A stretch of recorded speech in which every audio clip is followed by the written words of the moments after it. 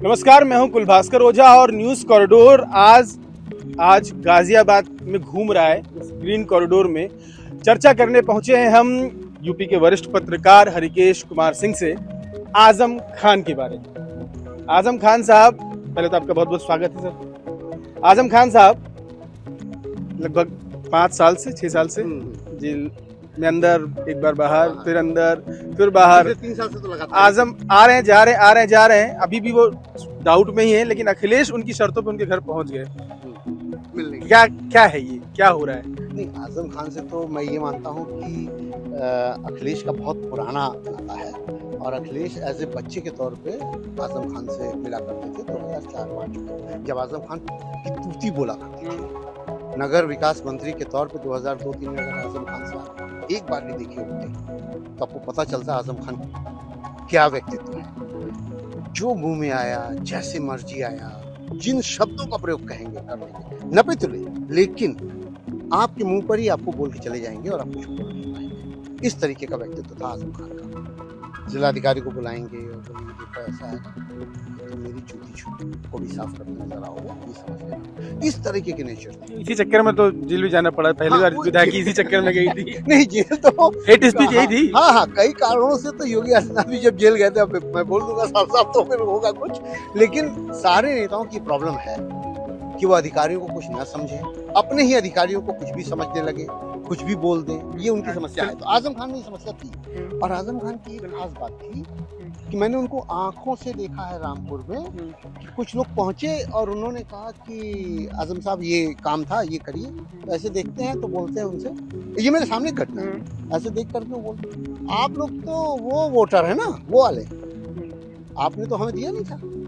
कहने का मतलब ये कि रामपुर के क्षेत्र में वोटर वो चिन्हित करके रखे हैं कि ये हमारे वोटर नहीं है। ये आदत सपा की पहले से क्या? अभी एक ऑडियो रिलीज हुई थी, वो प्रिया सरोज एक सांसद हैं समाजवादी पार्टी की, उनका ऑडियो रिलीज हुआ है कि आदमी ने कहा हमारे यहाँ मंदिर है, वहाँ पे बल्ब लगवा दो। तो तुमने वो बोला नहीं जिलाध्यक्ष को, तुम सपा के कार्यकर्ता हो कि नहीं हो? तो पहले तो सपा वालों का काम होगा। नहीं, ये नेताओं की प्रॉब्लम है। ये नेताओं की प्रॉब्लम है कि वो जैसे जाति दुश्मनी मान लेते हैं कि आपने वोट नहीं किया था मुझे, आप वाले उस वाले वर्ग के हैं, अच्छा आप उस वाले एरिया के हैं, उस एरिया से मुझे वोट बहुत कम मिला था तो हम उस एरिया को देखेंगे, अबेंडन छोड़ देंगे। मुझे नहीं लगता कि ये उनका सही तरीका होता है। तरीका उनका ये होना चाहिए कि जब एक बार जीत गए तो आप पूरे ही एरिया को देखेंगे ना भाई, हर एक व्यक्ति को देखेंगे। नहीं तो ऐसे ही उन्होंने छोड़ा, तब आजम खान को लोगों ने छोड़ा। हाँ, तो ऐसी यही होता है। यही होता है।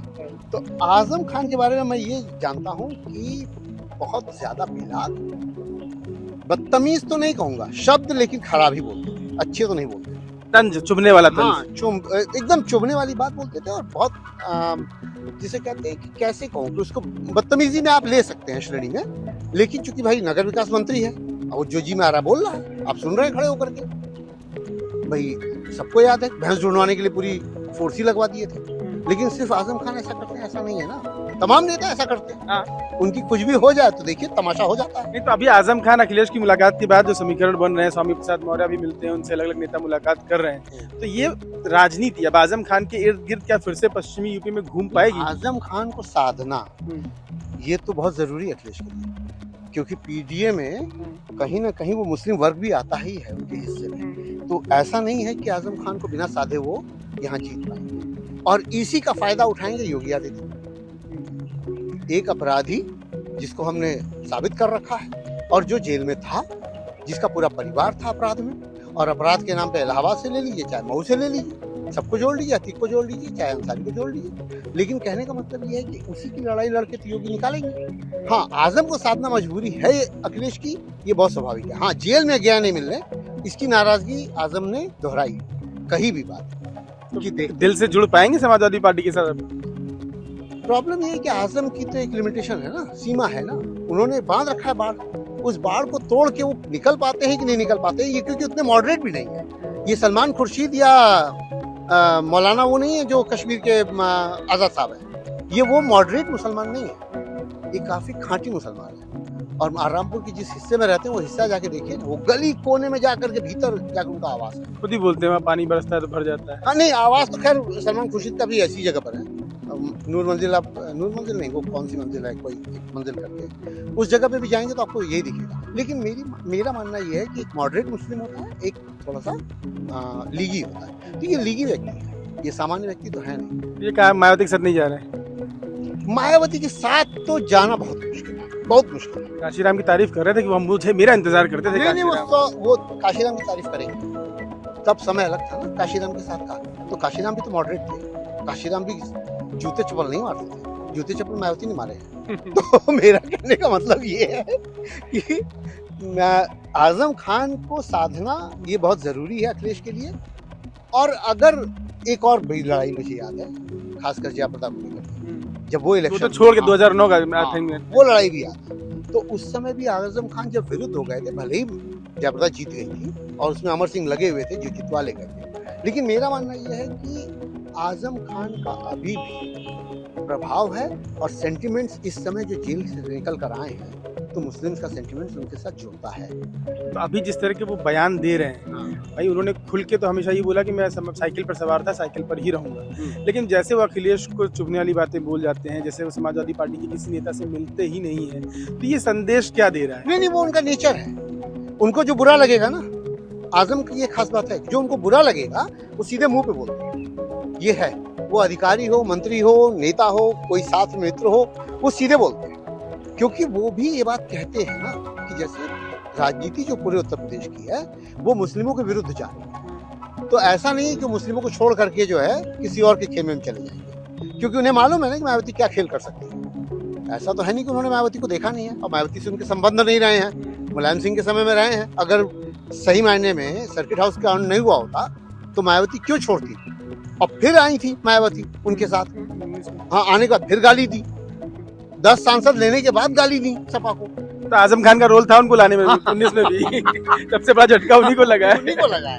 तो मेरा मानना ये है कि आजम खान को छोड़ने के लिए अखिलेश तैयार नहीं होंगे, और आजम खान के पास भी बहुत स्पेस है नहीं। और अब आजम खान की सीमाएं थोड़ी तो बधी हैं, और बीते सालों में जिस तरीके से योगी आदित्यनाथ मुखर होते चले जा रहे हैं, या जितने प्रभावी हैं 10 सालों में, उसका असर मुझे लगता है कि आजम खान के पास बहुत तोड़ है नहीं। अखिलेश ने खुद भी युवा मुस्लिम चेहरे पैदा कर लिए हैं। तो बर्क साहब हो गया, पोता हो गया, नदवी इकरा हसन, तो ये 4 तो उनके मुस्लिम सांसद हैं पश्चिमी यूपी से। वो आने का कारण भी उन सबों के कहीं इंटरनली मैं नहीं जानता राजनीति में क्या है, लेकिन युवा चेहरे, पढ़े लिखे चेहरे, ये सारे समझदार चेहरे माने जाते हैं मुस्लिम वर्ग। वर्ग तो फंस गए हैं वो, फिर मस्जिद विवाद, समझदार वर्ग माना जाता है, मतलब युवा चेहरे माने जाते हैं मुस्लिम वर्ग में। हमारे आपके लिए नहीं, और उत्तर प्रदेश की राजनीति के लिए नहीं मैं कह रहा हूँ, लेकिन उनके वर्ग में जो उनके अपने वोट हैं, उनमें वो माने जाते हैं कि वो ताकतवर वर्ग। भाई आप ये सोचिए ना, जिस अफगानिस्तान को आप गाली दे रहे हैं, जिस आप तालिबान को गाली दे रहे हैं, योगी आदित्यनाथ सीधे शब्दों में बोल रहे हैं ना कि तालिबान बनाना चाहते हैं क्या आप यहाँ पर? वो तालिबान का गृह मंत्री यहाँ आकर के देवबंद में हजारों को हजूम भीड़ इकट्ठा करके घूम रहा है, तब आप कुछ नहीं कहें। तो पॉलिटिक्स तो बड़ी अजीब चीज है। नहीं, ये तो विदेश नीति का हिस्सा हो गया, इस पे तो लंबी चर्चा अलग करेंगे कि उधर से अमेरिका ने डंडा कर रखा है, मोदी ट्रंप ले जाने के कोई कारण तो बताइए। नहीं, इधर वो होता है, ये तो विदेश नीति एक अलग लेवल की चीज होती है कि वहाँ से अफगानिस्तान से हमारे रिश्ते बनेंगे। बचाइए चाहे जो। नहीं, मैं बचा नहीं रहा, मैं खाली एक तर्क दे रहा हूँ। नहीं, आप तर्क दीजिए, मैं मान रहा हूँ, लेकिन गृह मंत्री को देवबंद में, जिसको कि हम मानते हैं कि बहुत सेंसिटिव है, वैसे देवबंदी फिक्रा बहुत जो हिस्सा है वो बहुत वो नहीं है, उग्र वो नहीं रहा है वो, बल्कि मुस्लिम्स के विरुद्ध जाकर के थोड़ा मॉडरेट ही हिस्सा रहा है देवबंद हिस्सा। लेकिन तब भी बावजूद इसके मुस्लिम्स में मैं ये मानता हूँ कि अगर देवबंद में जाकर के जहाँ पर एसआईटी गठित करना चाह रहे हैं, जहाँ पर एनआईए को लाना चाहते हैं, जहाँ आप सुरक्षा व्यवस्था को एकदम चाक चौबंद करना चाहते हैं कि वहाँ से आतंकी निकल सकते हैं, इस तरह की बातें आप करते हैं, करते नहीं हैं, आप उस पर अटैक भी करते हैं, तो भी आपका एक तालिबानी व्यक्ति वहां जाकर के, और तालिबान के बारे में तो इससे ज्यादा खराब क्या होगा कि भूकंप आता है और वहाँ महिलाओं को इसलिए नहीं छुआ जा रहा है क्योंकि तालिबान ये कह रखा है कि महिलाओं को पुरुष हाथ नहीं लगाएंगे। वो मर रही है महिलाएं, फिर भी आप उनको बचा इसलिए नहीं रहे कि आप पुरुष हैं, तो महिलाओं को लेके जाओ, और महिलाओं को आप शिक्षा दोगे नहीं, 8वीं के बाद आप उनको पढ़ने दोगे नहीं। ये अलग एक चर्चा का विषय, इस पे करेंगे, इस पे आप बहुत अग्रेसिव हो रहे हैं, तो आराम से इस पे भी चर्चा करेंगे। लेकिन फिलहाल हमारी चर्चा का विषय मानना ये आजम खान। उत्तर प्रदेश में मुसलमान अभी भी उस एरिया में आजम खान को देखता है, तो आजम खान को खोया नहीं जा सकता है, क्योंकि बहुत छोटे-छोटे हिस्से पॉकेट्स में भी अगर आजम खान इम्पैक्ट डाल सकते हैं, तो वो वोट चाहिए अखिलेश को। तभी वो 125 के पार 200 पे जाके रुक सकते हैं, नहीं तो वो सरक नहीं सकते। ये विश्लेषण मुझे लगता है एकदम सटीक था। Thank you sir. Azam Khan की ज़रूरत अखिलेश है और अखिलेश की ज़रूरत आजम खान है। अब दोनों एक दूसरे की ज़रूरतें कैसे पूरी करेंगे और कैसे 2027 का चुनाव साधेंगे, ये बहुत इंपॉर्टेंट है देखना। आप भी सोचिए और थोड़ा सा विश्लेषण करके हमें अपनी कमेंट जो है वो राय जो है भेजिए।